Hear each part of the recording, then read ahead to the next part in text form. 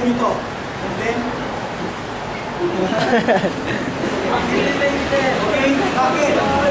Ganaw naman. Tapos siya na, dito, maluwag pagina.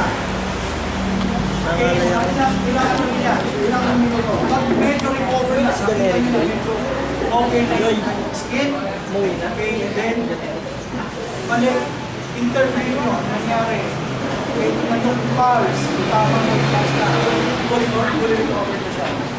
Okay, so that's the recovery position. Naintindihan? Ay, kita nyo dyan. Nakita nyo dyan sa manual.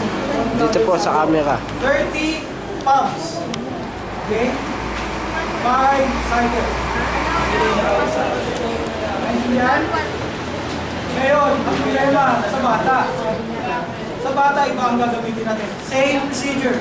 The thing is, the way we handle it, hindi katulad sa matanda.